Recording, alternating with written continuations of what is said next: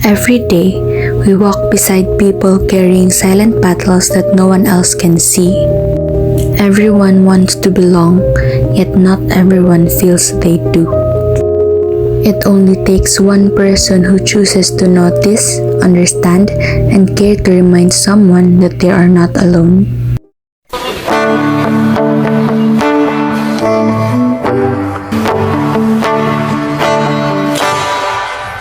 Sometimes, the loneliest feeling is being surrounded by people yet feeling invisible. Guys, ito sa mall ba? Naglaag ka. Lang, nakastress na naman nagka-kurso. Ikaw, Jumari, kuman ka?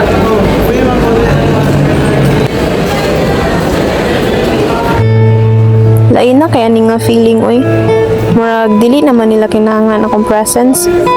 Maybe okay ra sa ila bisan wala ko. Total, dugay naman sila magbarkada. Ako ani, murag feeling close lang.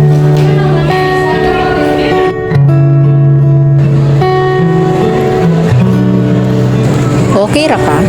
Yup, okay ra. Murag dili man. Kung gusto ka na ka-istorya, naara ko.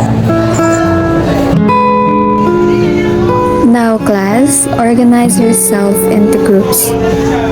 Wala na sa tay kauban ani. Solo na lang ta permi. Isuda jud aning wala tay barkada oy. Luuyan niya, oy. Wala na sad siya kauban. Hagito na lang nako siya sa among grupo.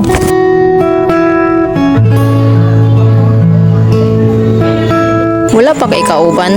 Sa amuan na lang ka.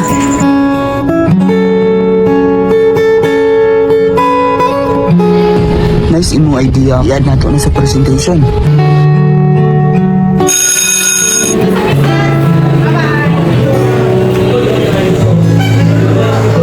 Kabalo ba ka?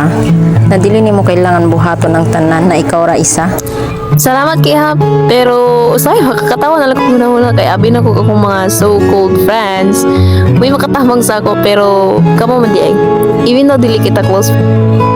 Sometimes, kindness comes from unexpected people.